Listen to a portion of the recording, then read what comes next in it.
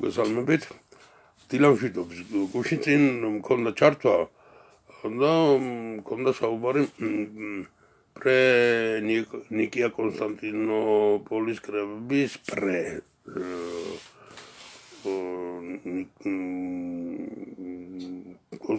ნიკია კონსტანტინოპოლის ეპოქაზე. ანუ კრებამდელი.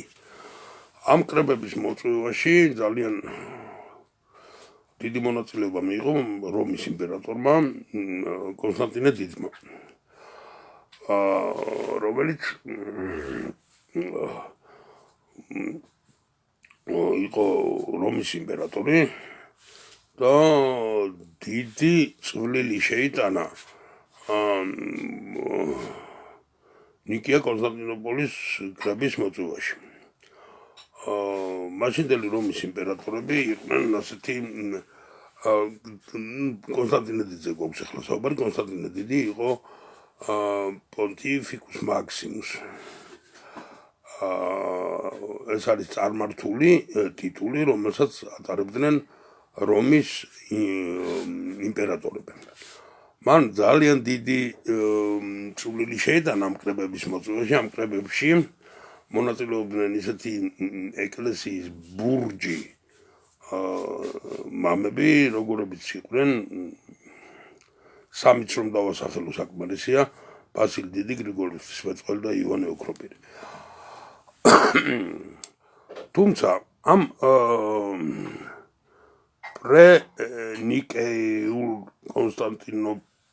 ნიკია კონსტანტინოპოლის კრებების სამგზადისში, მოწვევაში ძალიან დიდი მონაწილეობა მიიღო კონსტანტინე დიდმა, მაგრამ ის არ იყო მონათლული ამ დროს. და სიკვდილის წინ მოინათლა 327 წელს, თუ არ ვცდები თარიღები ჩემთვის, ის არის ცოტა სუსტი წერტილია, 327 წელი იყო კი მოინათლა ვინმე ეპისკოპოს ევსევი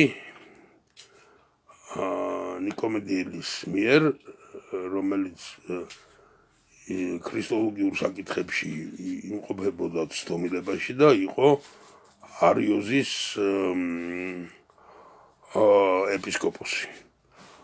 და კონსტანტინე დიდი ისე გავიდა ამ ქვეყნიდან, რომ როგორც იმპერატორი, იგივე წარმართული წოდებით, პონტიფიკუს მაქსიმუს და როგორც გითხარით, უკვე ვის მიერაც მოინათლა.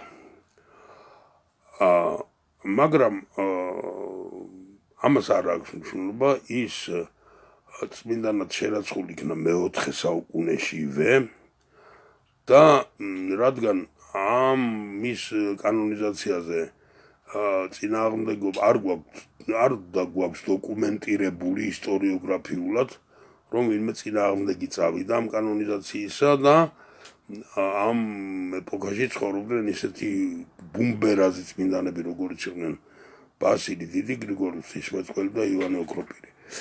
და იმდენად რამდენადაც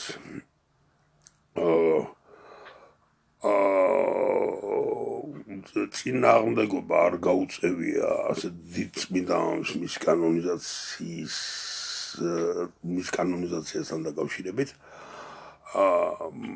არ იყვნენ წინააღმდეგნი. ის დედა ეკლესიამ შერაცხა წმინდანად როგორც იმპერატორი, რომელმაც საფუძველი ჩაუყარა დედა ეკლესიის გლობალურ კრებშითობას,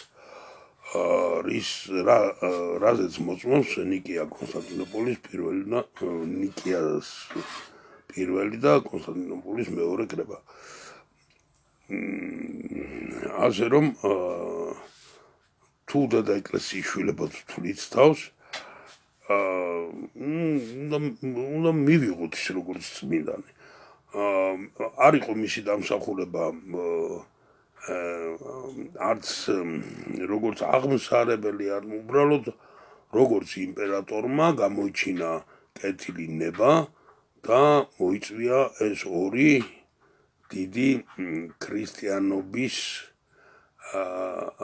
საფუძველი ფუძე კრება, სადაც მიღებული იქნა მრწამსი იმ სახით, რა სახითაც დღეს ჩვენ ეს მრწამსი გვაქვს კრედო.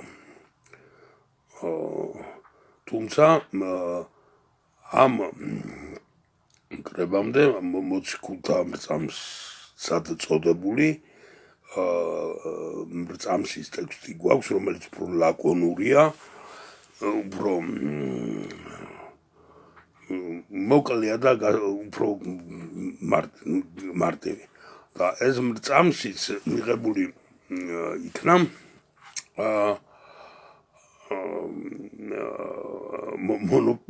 მონოფიზიტების საპირწონედ, საწინააღმდეგოდ, საწინააღმდეგოდ, თუნდაც ასე ვთქვათ.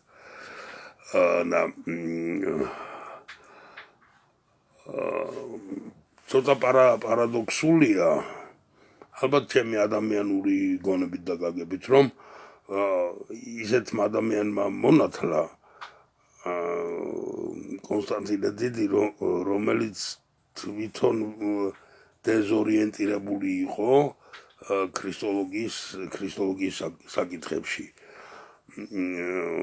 მაგრამ ისევ და ისევ ვიმეორებ, რადგანაც დედა ეკლესიამ აღიარა ის წმინდანად, აღიარებულია როგორც ისეთი კრებების, როგორც რომის იმპერატორი, რომელმაც მოიწვია ისეთი კრებები, რომელშიც უკვე დავასახელე რა ბუმბერაზი მამები ძებულობდნენ მონაწილეობას. ასე რომ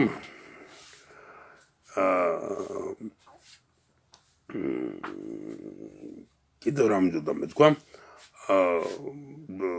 დასავლეთის ბევრი ეკლესია, ეკლესიების გარკვეული ნაწილი კონსტანტინე დიდს არ მიიჩნევს წმინდანად, მაგრამ მე პირადად შინაგანად მიმაჩნია, რომ მისი წმინდანად შერაცხვა განპირობებულია მეორდები ამ დიდი კრებების მოწვევის გამო.